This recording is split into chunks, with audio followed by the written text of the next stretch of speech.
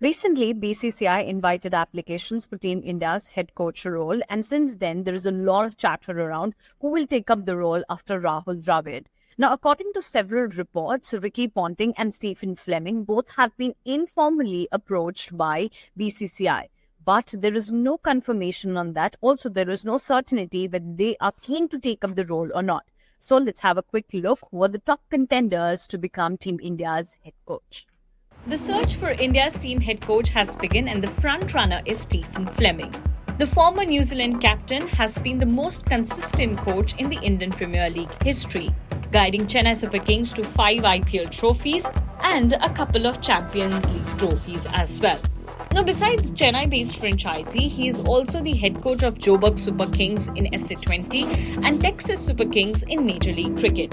He has also coached Melbourne Stars in the Big Bash for 4 years and is closely associated with the Southern Brave in the 100.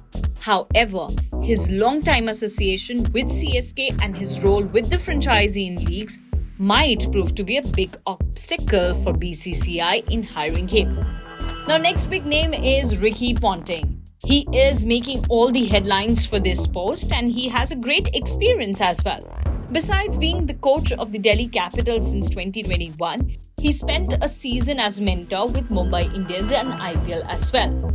He has previously worked with Australia in different capacities. He served as their assistant coach in 2019 World Cup in England and batting consultant on several occasions. Now, earlier this year, Ponting had landed another coaching gig with USA's Major League Cricket franchisee Washington Freedom, taking over Greg Shefford. Next one is VVS Lakshman. Now, if the reports are to be believed, then Lakshman is not keen to take up the role. However, he was the most obvious choice and probably the safest, given he is the current head of the National Cricket Academy, a position that Dravid had held before taking charge of the senior men's team. However, the last call will be only Lakshman's whether he wants to put up his name for this post or not.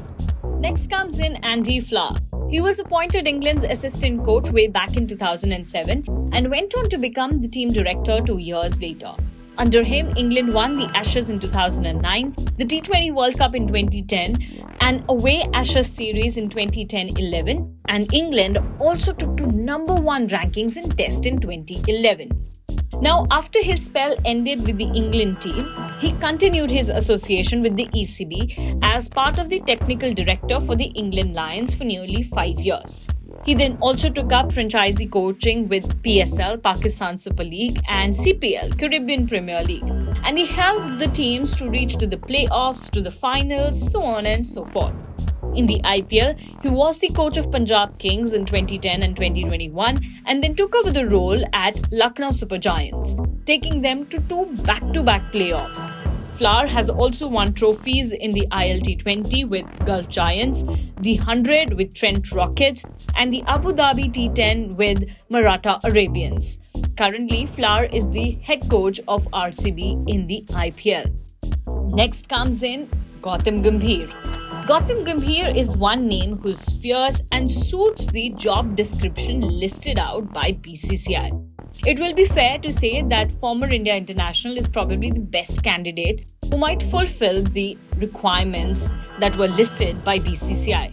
But is Gautam Gambhir interested in taking up the role? That's something to look out for. Another IPL team, another coach. Currently, the head coach of Lucknow Super Giants, Justin Langer, is also curious about taking up the role.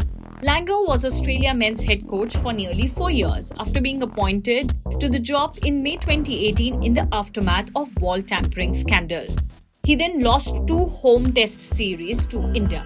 Under his coaching, he led Australia then to 2021 T20 World Cup win in the UAE and also saw 2 Ashes series victories in 2019 and 2021. Under him, Australia claimed the number 1 ranking in tests and T20Is in 2020. But he resigned from his post in 2022 when several players revolted against his intense management style. Now, whether BCCI is ready for that or not, they'll have to take a quick decision and a wise one.